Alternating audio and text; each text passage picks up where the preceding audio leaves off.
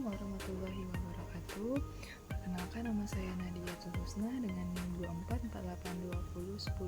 2448201053 kelas 1A Farmasi. Di sini saya akan membahas materi tentang teori sel, organel sel, dan juga siklus sel. Baik, kita masuki materi yang pertama, yaitu teori sel. Apa sih itu teori sel? Nah, teori sel adalah teori ilmiah yang menyatakan bahwa semua organisme hidup tersusun dari sel. Teori ini juga menjelaskan bahwa sel merupakan unit kehidupan. Semua kehidupan berasal dari kehidupan yang sudah ada sebelumnya. Teori sel merupakan salah satu prinsip pemersatu biologi. Teori ini terus berkembang seiring dengan munculnya teknologi baru dan informasi barunya dikumpulkan oleh para ilmuwan. Sel memegang peran penting dalam aktivitas fisiologis karena menghasilkan enzim dan juga metabolit. Sel juga memiliki asam nukleat. Apa sih itu asam nukleat? Asam nukleat adalah yang berperan dalam sintesis protein dan hereditas. Aktivitas respirasi adalah proses biokimia yang terjadi di dalam sel untuk menghasilkan energi. Fotosintesis itu apa sih?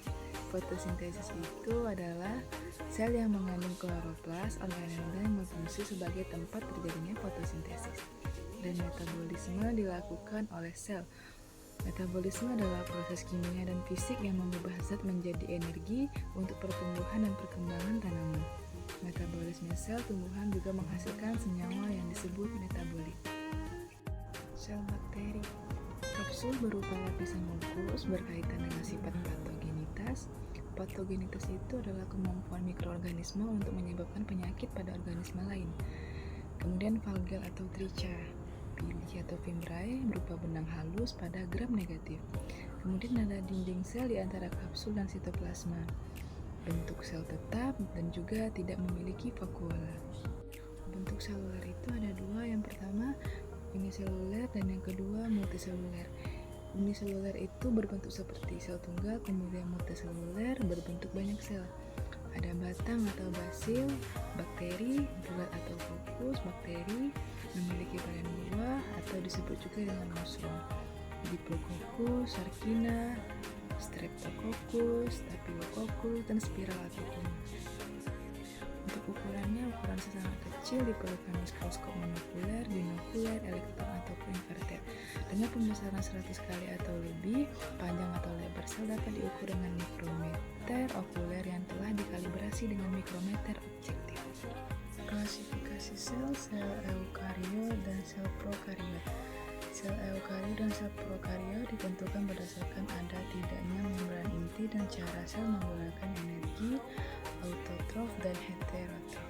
Sel eukariot sel yang memiliki membran inti. Pada sel hewan, tumbuhan, dan manusia, sel berukuran 1-100 mikrometer dan lebih kompleks, multiseluler atau uniseluler, bersifat aerob, organel kompleks dan terbungkus membran. Struktur DNA lurus dan sangat panjang, membentuk spiral ganda pada inti sel. Eukariot, kromosom tidak mengandung histon, tidak memiliki nukleolus, tidak terjadi mitosis atau meiosis, materi genetik berada di sitoplasma, tidak terjadi peleburan gamet, terjadi pembentukan diploid sebagian dengan transfer DNA searah. Sistem respirasi secara difusi. Contoh ganggang hijau, biru, dan bakteri. Pengembangan teori sel menurut Aristoteles dan Paracelsus, hewan dan tumbuhan yang sangat rumit terdiri atas beberapa unsur yang selalu terulang dan tergabung dalam tiap tubuh makhluk hidup. Menurut Robert Hooke, ruangan kosong seperti lubang kecil pada sepotong gabus yang diamati dengan lensa pembesar disebut sel, cella dengan pembatas diafragma. Materi 1 sudah selesai, kita masuki materi yang kedua, yaitu organel sel. Apa sih itu organel sel? Organel sel adalah sel tumbuhan, struktur kecil yang ada di dalam sel tumbuhan dan berfungsi untuk menjalankan proses kehidupan sel. Organel sel tumbuhan memiliki berbagai bentuk, ukuran, dan fungsi. Oke, ke struktur sel. Inti sel atau nukleus, komponen dasar dan tetap. Tempat kromosom dan biosintesis komponen di dalam sel, pusat reaksi, kontrol aktivitas dan reproduksi sel, penentu pola aktivitas atau fungsi dan kerja sel, memiliki nukleoplasma atau karyolimpe, kental dan nukleolus lebih padat yang tidak terbungkus membran, mengandung DNA dan tempat sintesis RNA pada sintesis protein. Plasma. Granula adalah organel dan inklusio untuk fungsi metabolisme sel. Di antara organel dan inklusio terdapat matriks dan sitoplasma yang terdiri dari molekul protein berupa makromolekul.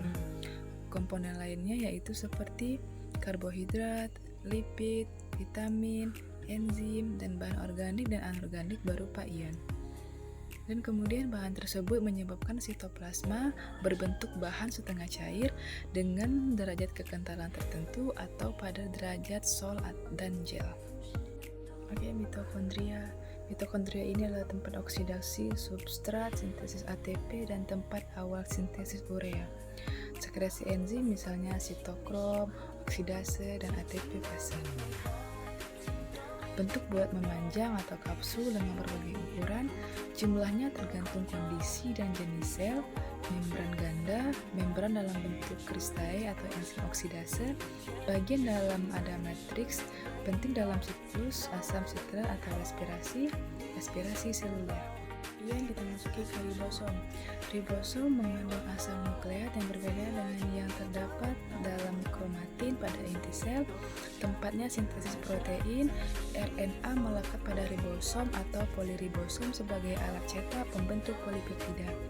Dapat melekat pada organ sel yang bermembran atau retikulum endoplasma, pada organ sekresi atau soliter, terdapat juga pada sitosom. RE pada sel jamur. RE ini adalah retikulum endoplasma ya teman-teman. Pada sel prokariota berupa pelipatan membran sitoplasma untuk memperluas permukaan dalam, diperkirakan berfungsi dalam pembentukan dinding sel dan dalam pembelahan sel. Ini dia teman-teman retikulum endoplasma yang tadi kita bahas ya teman-teman. Bentukan membran yang sangat berlipat-lipat membatasi suatu ruangan yang disebut lumen. Antara lumen RE, retikulum endoplasma, dengan sitosol hanya dipisahkan oleh selapis membran sehingga memudahkan terjadinya pertukaran zat antara lumen RE dengan sitosol. Pada rare, permukaan luar membrannya banyak ditempeli oleh ribosom. Hasil sekresi dari ribosom pada RE akan dibawa ke dalam aparatus Golgi. Kloroplas. Kloroplas sebagai tempat fotosintesis plastida berwarna yaitu kromatophora, kloroplas, klorofil hijau, dan kromoplas. Xanthophyll atau kuning, anthocyanin atau orange. Plastida tidak berwarna, leucoplas, leucomycoplas atau pati, eleoplas atau lemak, proteinoplas. Lisosom, organel yang memiliki enzim hidrolase, diameter 250 sampai 270 mikrometer, berbentuk bulat atau oval dan jumlahnya tidak menentu, berisi partikel kecil berukuran 55 sampai 50. Lisosom primer langsung berasal dari aparatus Golgi. Sitolisosom menghancurkan bahan sel yang sudah tidak terpakai. Skeleton. Kerangka sel memberi bentuk pada sel, mengatur dan menimbulkan gerakan sitoplasmik yang beruntun dan berkaitan, serta membentuk jaring-jaring kerja yang membantu mengatur reaksi-reaksi enzimatis. Terdapat 4 macam filamen penyusun sel. Filamen pertama sangat halus, teranya membentuk jejala trimatra. Jejala ini disebut dengan jejala mikrotrabekula. Organel lain, sentriol adalah proses pembelahan sel, yang mana fibril berbentuk benang untuk kontraktilitas pada sel otot, miofibril, dan pada sel epitel atau juga tonofibril untuk membantu tonus sel serta membantu mikrotubuli. Mikrobodi ini adalah sekresi enzim peroksidase dan berkaitan dengan klorofil dan mitokondria atau disebut juga peroksisom. Terdapat pada sel endosperm, pada biji kayu minyak, atau juga disebut dengan glioksisom. Tonoplas ini yaitu membran vakuola. Materi yang kedua sudah selesai, kita lanjutkan materi yang ketiga yaitu siklosel. Siklosel adalah setiap organisme, baik uniseluler maupun multiseluler, berasal dari hasil pembelahan sel. Siklus sel adalah rangkaian kejadian terurut yang terjadi dalam sel yang menyebabkan membelah menjadi dua sel anak. Proses ini penting untuk pertumbuhan, perkembangan, perbaikan jaringan, dan reproduksi. Siklus sel prokariotik. Siklus sel prokariotik, terutama pada bakteri, umumnya melibatkan proses yang disebut pembelahan biner. Adapun tahapannya yaitu replikasi DNA. DNA bakteri yang berbentuk sirkular direplikasi dimulai dari titik awal replikasi atau origin of replication. Pertumbuhan sel, sel memanjang, dan salinan DNA yang berlawanan. Pembentukan spektum, dinding sel baru atau septum mulai terbentuk di tengah sel. Sitokinesis ini adalah septum yang memisahkan sel menjadi dua sel anak yang identik. Kemudian ada siklus sel eukariotik. Siklus sel eukariotik terdiri dari dua fase utama, yaitu interfase, fase persiapan sel untuk pembelahan terdiri dari fase G2, fase S, sintesis, dan fase G2. Fase M atau mitotik, fase pembelahan sel, terdiri dari mitosis, profase, metafase, anafase, dan telofase, dan juga sitokinesis. Siklus sel eukariotik. Selain mitosis, sel eukariotik juga dapat mengalami meiosis. Meiosis adalah jenis pembelahan sel yang menghasilkan gamet, sel sperma, dan sel telur. Untuk reproduksi seksual, meiosis melibatkan dua putaran pembelahan inti, yaitu meiosis 1 dan meiosis 2, yang menghasilkan sel anak haploid. Haploid adalah sel dengan satu set kromosom, setengah dari jumlah kromosom sel induk.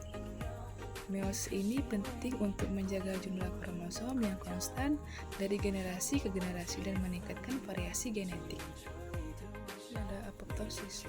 Apoptosis adalah kematian sel terprogram yang merupakan bagian normal dari perkembangan dan pemeliharaan organisme.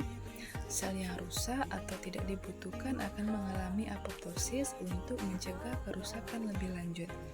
Nekrosis. Nah, nekrosis ini adalah kematian sel akibat kerusakan sel yang tidak terkendali.